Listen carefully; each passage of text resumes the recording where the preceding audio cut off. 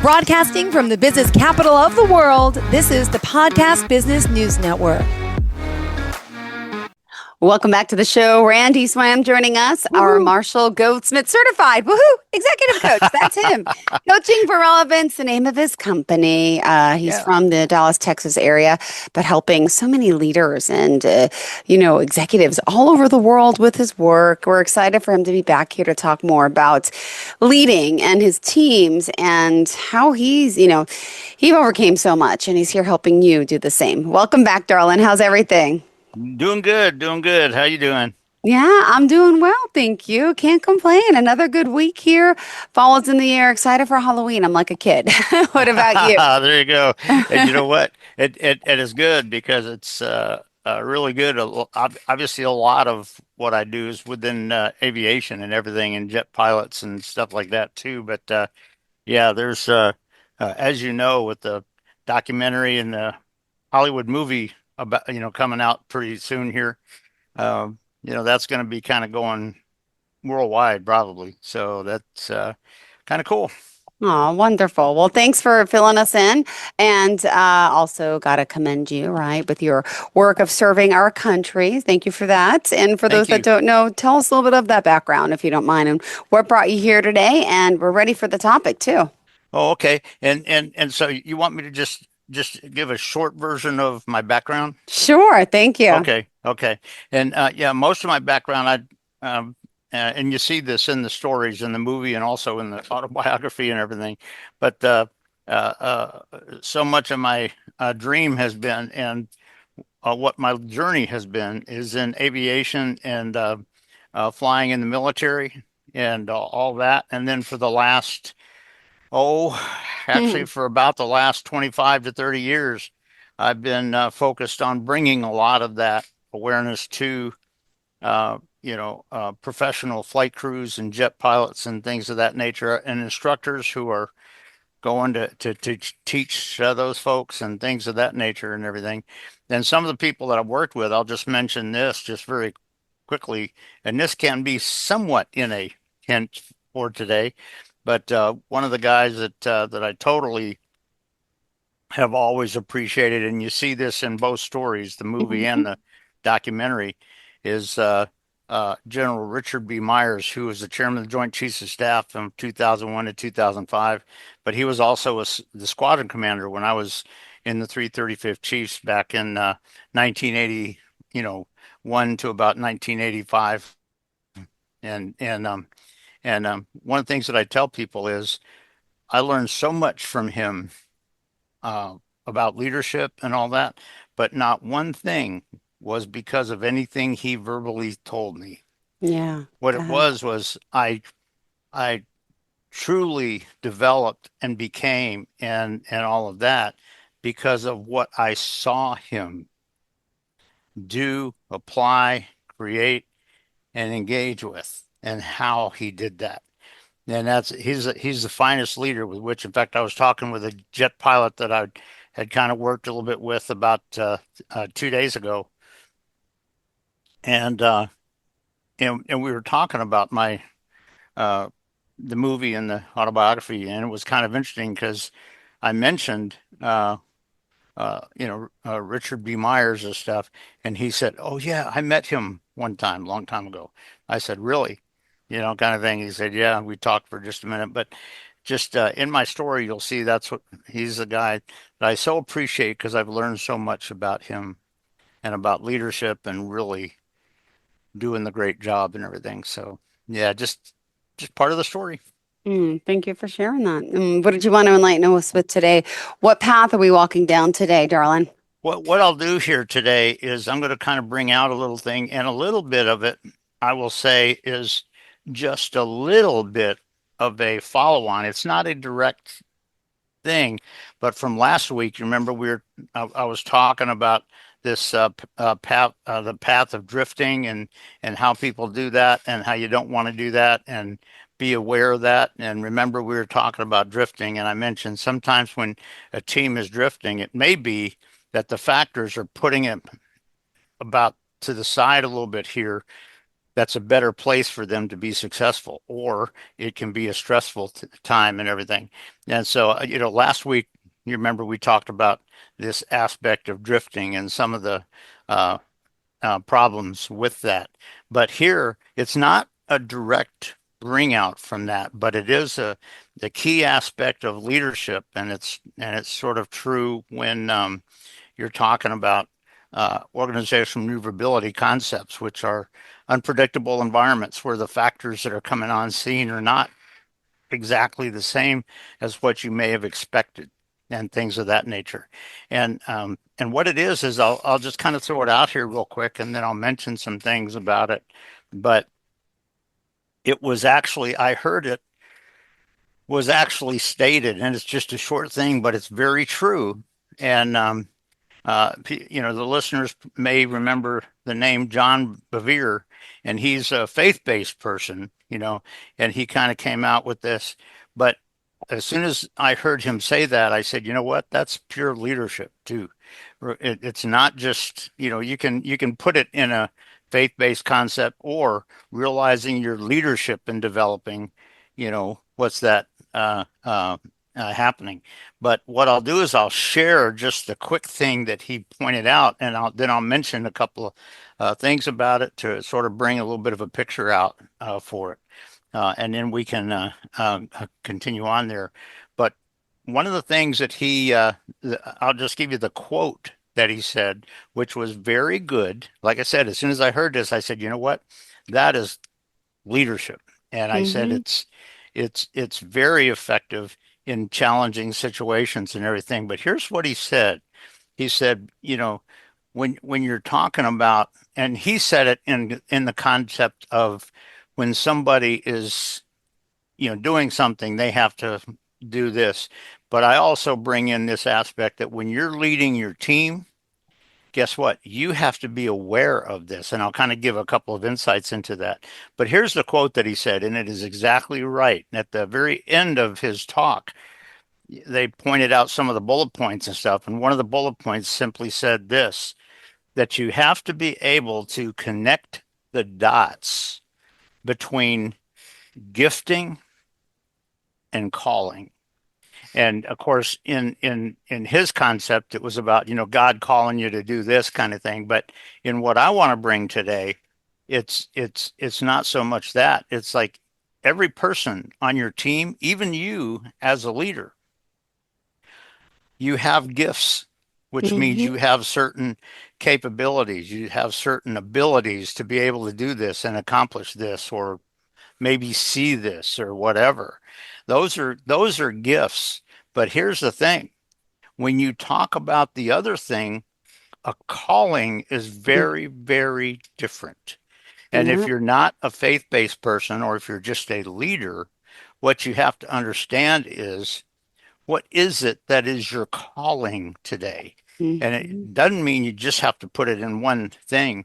But here's the thing: a lot of times, if you're not doing it with his way, guess what? Your leadership journey, your journey of developing who you are, Mm-hmm. is what can generate your calling on that. Wow. The idea of what am I here for? Mm-hmm. And and one of the things, and Jill, I think you know this, that people have sort of asked me and stuff, and my big calling is, guess what? Bringing freedom to Freedom to potential, potential. Got it. letting people overcome Yeah. the challenges and the things that are holding them back and stuff like that. But guess what? Your gifts are not exactly the same. Now, it doesn't mean that they're not workable, Yeah. but here's the thing. Depending on the situation that you are in or you or your team are in, guess what? When you think about the calling of the people on your Mm-hmm. team, what gifts do they have that'll get you there, and what gifts are they missing that'll get you there, Interesting. and things of that nature. And so when you're talking about developing your team in a challenging, unpredictable environment, that's an aspect that a lot of people don't fully understand, because a lot of managers today, they just have this thing that my job is to just tell you what to do and go do, and you know what? what you're doing is you're having them just shut their brain off and go do what you said. And you Yeah. know what? If you do that, all of this goes right out the window. And if you get sick and you're not at work one day, maybe nothing gets done, you know, who knows, kind of thing. And so the bottom line is when you're talking about leading your team and actually developing your team to be very successful and all that, it's something that you have to think about. First of all, do people have the real calling that they experience? Now, I'm here to tell you that everybody, if nothing else, it may be because of their faith-based, beliefs and all that, or it might be just their journey in growth, you know, that got them to where they are or whatever. But everybody has a calling or two. And it's Yeah. not just something that I got to do what I want to do. No, it's not Mm-hmm. that. It's just having clarity on what is your real purpose as a person Mm-hmm. and what is that calling that you are totally, considering and totally focused on. But what are your gifts? Are your gifts really something that will sort of get you there? Or Yeah. if nothing else, what are some gifts that you got to develop and bring into yourself that you didn't have before, kind of Mm. thing, and all of that. And the other part of it is if you think about the strategic concept of it, of situations that people find themselves in the strategic concept of it, what you find is that the strategic environments that they are in today may be quite a bit different than what it was 3 weeks ago when they were in a situation. It may be different than what they're going to find Mm-hmm. themselves Yeah. in a month, kind of thing. And so having true clarity on that and having an aspect of what is the calling that your team truly has for its people and what are they really doing? Like with me, it's really helping people overcome what's holding them back, kind of thing. That's the big calling that I have, uh, and stuff that bringing freedom to potential. And you know what? If you get people sold out on their calling, and also you have a sense of what their gifts are, what Mm-hmm. their abilities are, is that sort of aligned with the calling?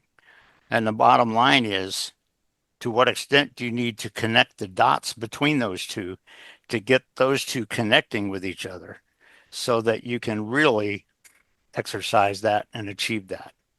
And so it's just something to think about in a strategic sort of aspect of it Mm-hmm. when you're talking about that Yep. sort of stuff that is really critical. And like I said, John Bevere put it in a faith-based thing. And if somebody is looking at it from a faith-based thing, yep, that's true. But you know what? It's also true in a strict leadership standpoint because, like I said, there is no doubt in my mind that my calling is to bring freedom to potential in other people. Um, um, and so one of those things is what gifts does somebody have? What are they really good at? What are their real skills? Is that going to get them there? Are they just trying to sell somebody on what they're going to do? That's not what you're looking for. What you're looking for is to see the real strategic scenario that you're in.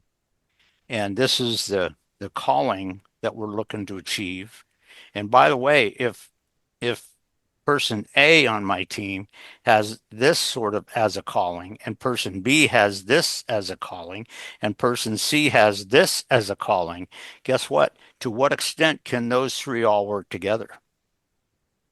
And you know what? As a leader and as a manager, you have to be able to kind of look at that instead of just quoting to them what they should all do, kind of thing.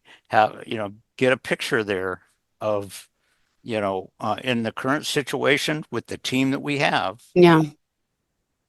what is the real effort for success here? And by the way, when we do that, what are some of the gifts that we need to apply that into? Like I say, put the connecting the dots between those two, and seeing how it's really going to help out for you. So it's just something to think about. That, like I said, when he uh, uh, uh, I was just watching the TV show where he was sort of being interviewed and stuff, and when he said that, I said, "Yep, that's leadership," and it is. And I'm just bringing it from the leadership standpoint because it's you have each of us. I know I do, you do. Each of us have a certain calling. Now, here's the thing: are there people out there that don't really have a lot of clarity on what their internal calling is? Yeah, there are. Because you know Yeah. what? There are people out there that have not given any thought to that. And what is my passion in here? What makes me do all of this? What makes me come to work for this company or this team or in this environment? Why do I want to do that? You know? And guess what? A lot of times the calling part of that can be a part of that reason.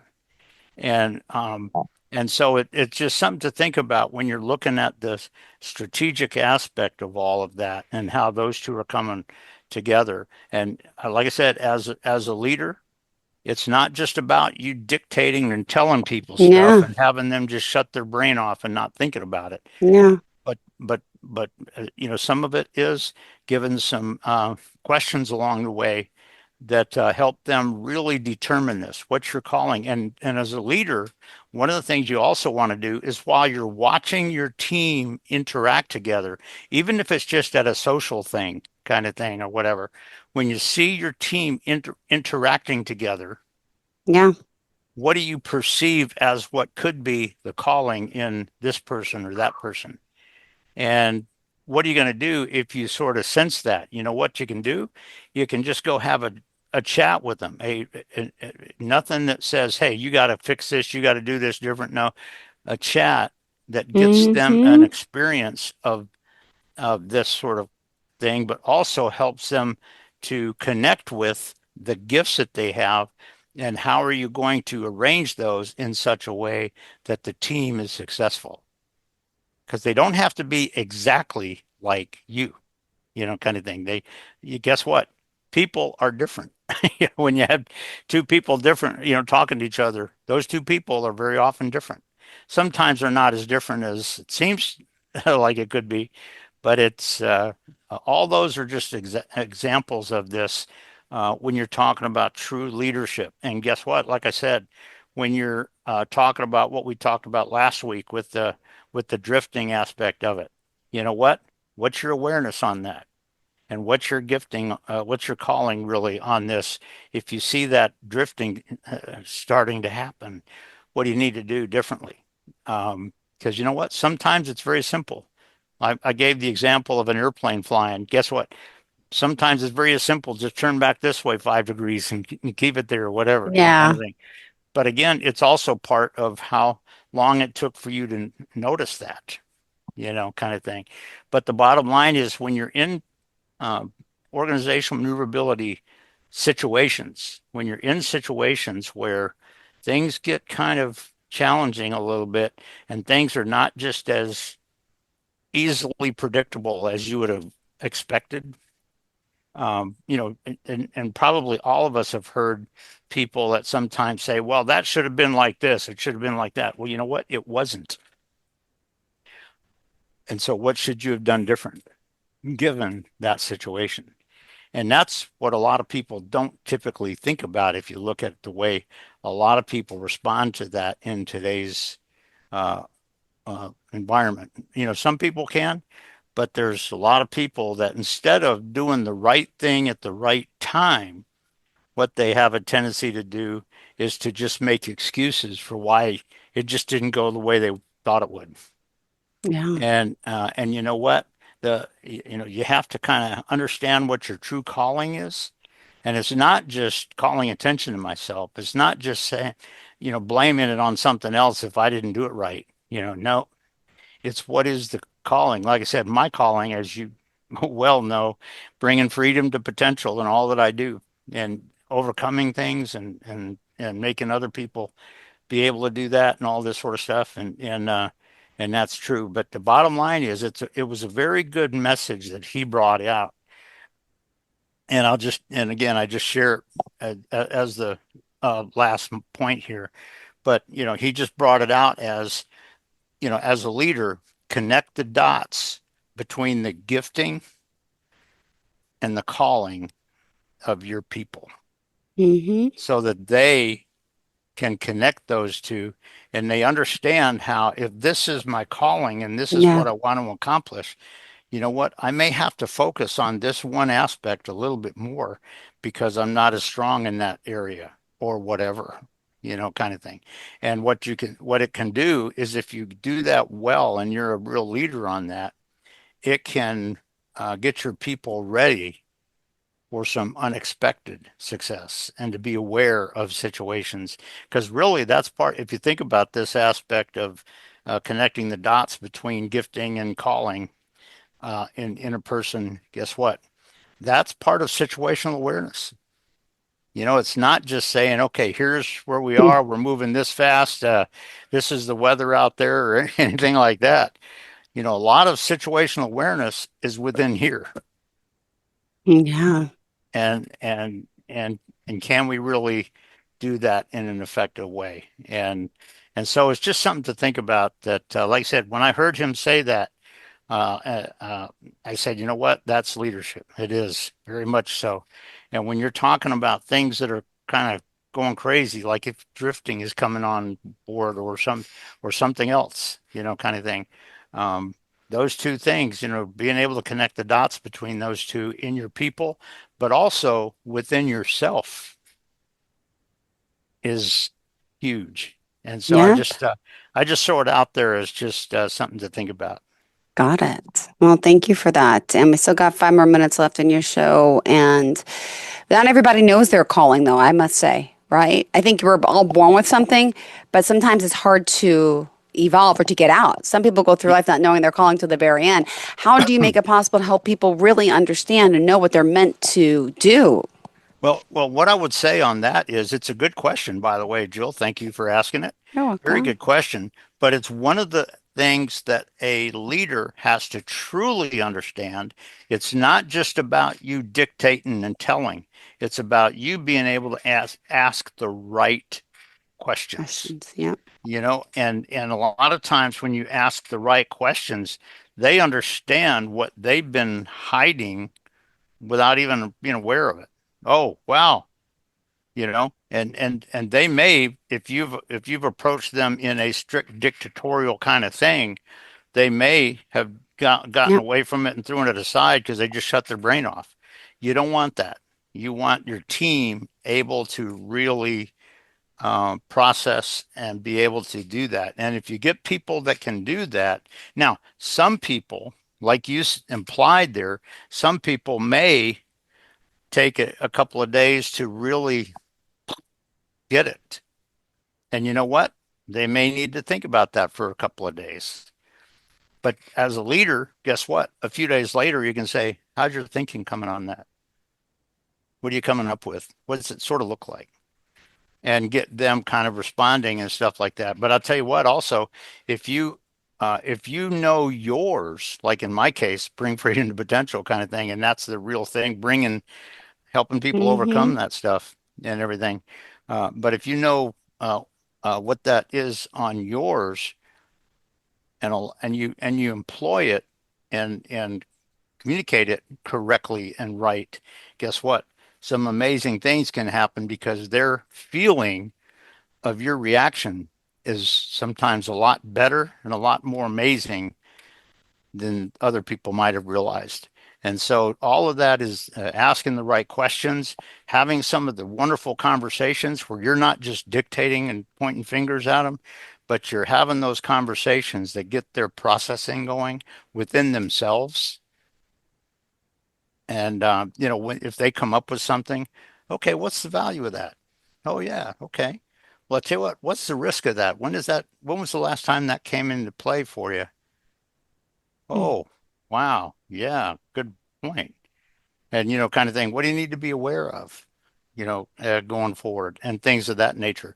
Those kind of questions can get somebody really considering that. And then it also sets a stage for where you can connect the dots between those two, the calling and the gifting. And that's huge. A lot of people don't fully understand that. But as a leader, those are some skills that a leader needs to have. Mm-hmm. And thank you for sharing that. And thank you. We are good. Now, if someone does want to reach out to you, I know you're very modest about that. Please share, how we can contact you. Okay. Well, what you can do is if you go to my website, it's coachingforrelevance.com. If you go to my website, at the very bottom of the home page, it has my cell phone number and my email. And so if somebody wants to, and you've heard me say this before, but I don't do, hard over, sales calls, cold sales calls or anything like that. If somebody has a need, yeah, we'll come up with something. But if somebody just wants to have a chat, that's cool. We'll spend a little bit of time and chat about it. So, so if somebody wants to call, that'll be great. Perfect. Thank you so much. And always a pleasure having you here, my dear. And good luck. Cannot wait to see the movie coming out. Just promote that for us if you don't mind. Tell us a little bit about it. It's very much like the movie, but it's my whole story. And it's a story about how I became. It definitely involves my military flying and stuff like that, and a lot of my flying career, but also how I learned and how I was developed and how I became good leaders, good managers, and stuff like that, and got into that role and all.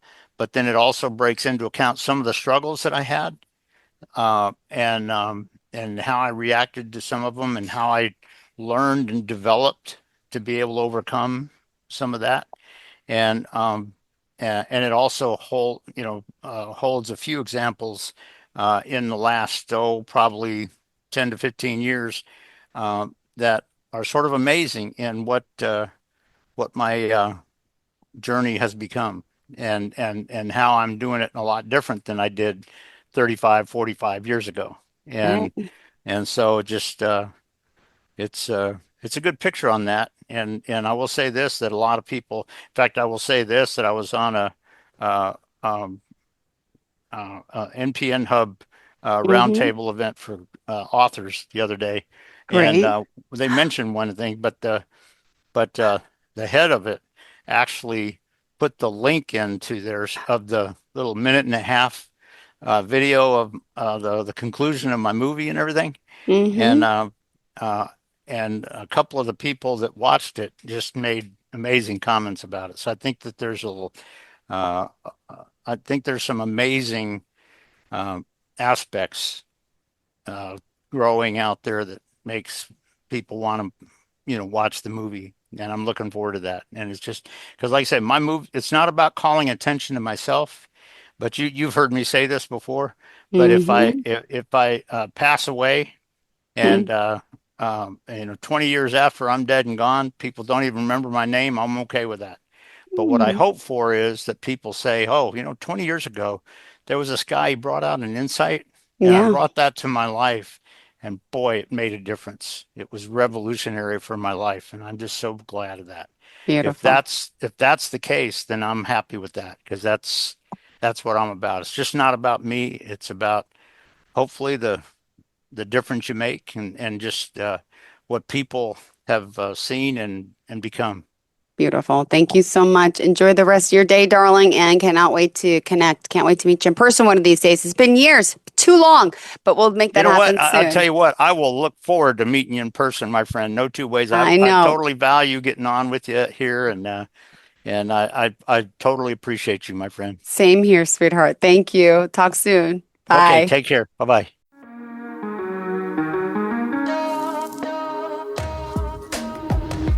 Broadcasting from the business capital of the world, this is the Podcast Business News Network. Let's go inside the mind of a 10-year-old. I should have worn those earrings today. I like those earrings. Gabby has those awesome earrings. I need to ask her where she got those, but that's just what she would want me to do. I'll have Michaela ask her for me. Buckle up, Sarah. Yeah, but then Michaela will be like, why don't you just ask her yourself? That's just like Michaela. Sarah, buckle up. Michaela's such a great name. I wish I was called Michaela. There's like a dozen Sarahs in my class. Hey, we're not hitting the road until you buckle up, honey. Oh yeah, seatbelt. I forget sometimes because my brain is like busy, you know? I wonder if there's pizza at school today. Sometimes it can be tough to get through to your kids, but it's not impossible. Always make sure they're wearing their seatbelts, even on short drives. Remember, you have the keys, you have the power. Never give up until they buckle up.